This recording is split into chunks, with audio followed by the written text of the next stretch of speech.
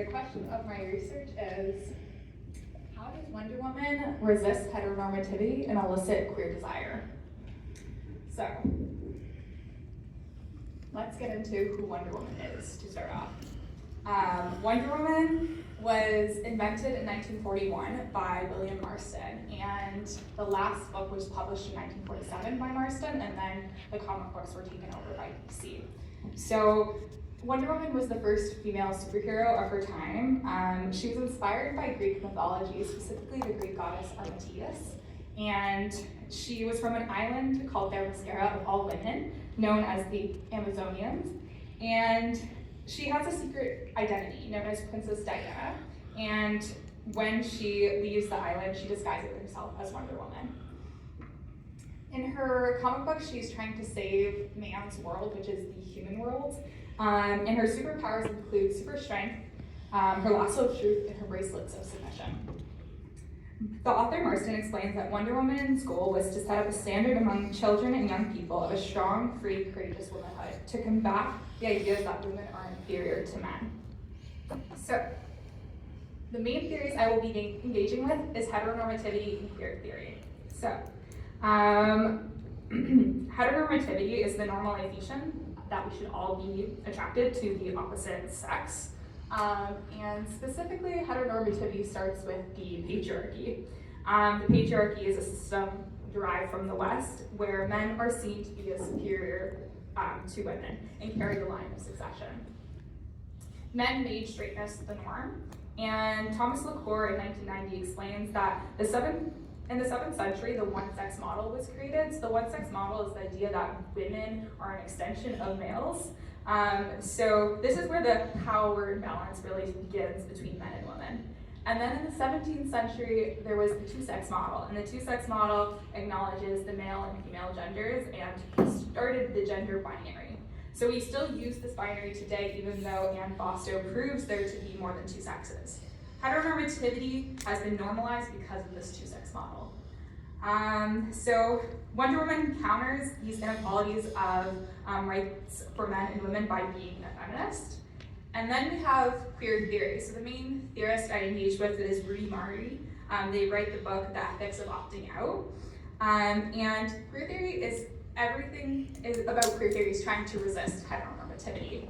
And the crux of queer theory is asking this question of whether or not queer people should fight and try to be normal or just give up on this idea of normalcy because being normal has always oppressed us as queer people. So Wonder Woman supports queer theory through her gender presentation and her implicit bisexuality. She shows that there are options other than being straight in countering heteronormative ideas. So lastly, queer desire, as Tweedy explains on desire, that desire is a feeling that includes wanting, needing, and imagining. Desire is inherently curious and erotic. And unfortunately, desire is also something very shamed in our society. We live in a very sex-negative culture, and anything outside of straightness is deemed shameful. And queer desire itself is expressing desire outside of that straightness. Kink is something that's outside of the norm, and Wonder Woman elicits queer desire by expressing kink in her comic books, which I will get into very shortly.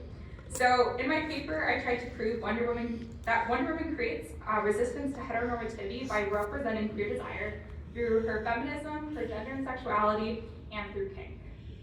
So let's get into a little brief history. There we go. Okay, so the main text that I'll be engaging with today is from Jill Lepore. She wrote a book in 2014 about the secret history of Wonder Woman. So yeah, this is the main text I'll be engaging with, and what's really profound about Jill Lepore is she wrote an academic text about the entire history of Wonder Woman, and then this book was actually made into a movie called Professor Marston and Wonder Woman, which is what has inspired all of this lovely work that I'm presenting to you today. And essentially in this book, she uncovers Marston's love triangle. So Marston was a polyamorous man, and in the corner you can see him with his two lovers, Olive Byrne and Elizabeth Holloway. The three of them had a polyamorous triad, and the three of them studied at Harvard University studying psychology, and the three of them invented the lie detector together, actually. And then They were actually fired from the university because their polyamorous relationship was uncovered, and then after that they did their very best to keep the relationship a secret, and the secret didn't become uncovered until 2014 when Jill Lepore wrote this book. And BDSM was a huge focus of William Marston's work. So BDSM stands for bondage, discipline, sadism, and masochism, and the word kink encompasses these things. Kink is anything edgy and outside of the norm. So Marston's goal was to normalize kink, and he does this, and he says that people must be taught that they must love parts of themselves that have been regarded as abnormal, which are actually completely normal. So Marston puts kink into his comic books and receives lots of backlash in response. But to counter that backlash, he just puts more kink into his comic books.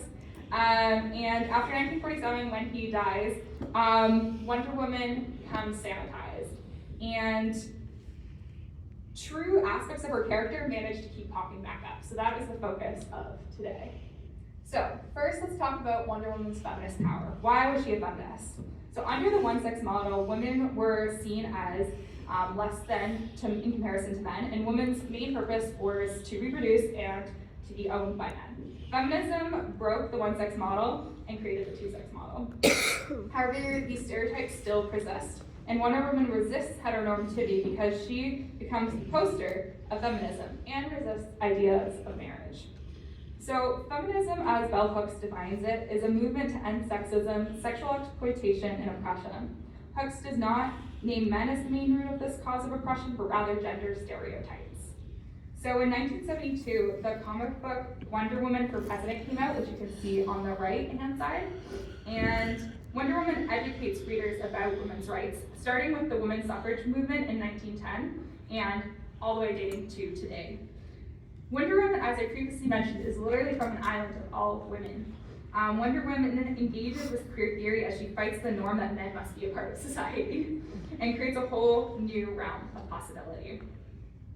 Wonder Woman also represents the dark femininity. So dark femininity is really represented by witchcraft, and witchcraft and witches specifically are women who create things, shift perceptions, who trust their intuition, and have power to change the world. Their work is spiritual and political all at the same time. So in 1944, on the left there, you can see that Wonder Woman is getting proposed to by her lover, Steve. And she wakes up from this dream and realizes that all of this is a nightmare. So we can see that Wonder Woman is very repulsed by marriage. The fact that she wakes up and is like, that was a nightmare, I hope that's never happening to me. So part of this chorus of heteronormativity, as Nino explains, is marriage, because marriage officializes heterosexual relationships. Wonder Woman resists this gender stereotype, thank you, and she resists this stereotype and by not giving marriage value. So Wonder Woman is defiant, just like the witch. She shifts possibilities of what women can be through representation. She resists heteronormativity and resists this idea that we must conform to marriage. So next is the gender aspect of Wonder Woman. Okay, so I'm gonna try to speed up because we only got 5 minutes, but essentially Wonder Woman is inspired by these looks here. So Wonder Woman, in my opinion, has a very non-binary look to her. She's got these very defined muscles and a feminine top, and then these masculine bottoms, and her crotch is also kind of ambiguous too. And then on the right here, we've got the Varga girls, and these are a pinup that were very popular in the 40s, and Wonder Woman's look is inspired off this. But Wonder Woman was literally, like, Varga girls were kind of pornographic material, as they were meant to elicit desire. So literally everything about Wonder Woman is meant to elicit desire.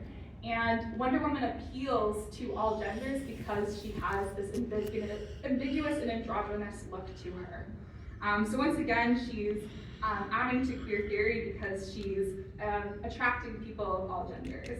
And she creates what should be in the private sphere and makes it into the public sphere, again, which presents queer theory. And then we have her sexuality. So Wonder Woman, as mentioned again, that she's from an island of all women, and one of her first lovers on the island, Cassia there, is one of the people she falls in love with, and it is assumed on this island that the women are having sex with each other. And then on the right here, you see her saying this phrase, suffering Sappho. So Sappho originated from Greek mythology, and the word Sappho literally means lesbians. And even if you look at this image, like just everything about it is like unashamed desire. She's literally riding a rocket, which could have sexual implications. And once again, she is resisting heteronormativity by showing us we do not have to be ashamed of desire, which heteronormativity would teach us that we have to be ashamed of desire. So lastly, we've got kink. Wonder Woman represents kink and contradicts the ideas that we have in society. So dating back to the 9th century Europe, masculinity, the way they perform that is through dominating, and women perform femininity through being pure and submissive. But Wonder Woman counters this by being dominant and submissive. So on the left, we see a picture of her dominating a villain with the lasso of truth. And the right, we see her submitting and being tied up. In almost every one of Wonder Woman's comic books, she is tied up and then breaks herself free. In my opinion, Wonder Woman is a pleasure activist because she shows us that we can be tied up and then break ourselves free and use desire as a catalyst for change. So, lastly, why is Wonder Woman's work so important and what future does she hold? So, Wonder Woman is so important because heteronormativity is still a large power play, and Wonder Woman inspires and creates space for queerness. And through researching her story, I've been able to share this story of kink and queerness that I would not have shared with other people otherwise. And lastly, I'll share my art. It's being sold today at Richcraft until 4 p.m. Go check it out. You can also follow me at the Creative Vina. But this piece I made of Wonder Woman. I am a rock climber. That is why Wonder Woman is rock climbing. But I also believe that rock climbing connects to kink because through being tied up, we are submitting to the ropes, and through climbing the wall and conquering heights, we are dominating the wall. And Wonder Woman's secret identity is being hidden in the rocks, and it's being revealed in this picture because I believe that Wonder Woman continues to become more and more explicitly queer in the work that is being done on her. And yeah, Wonder Woman allows us to imagine a queer utopia. Thank you for listening, and you're welcome.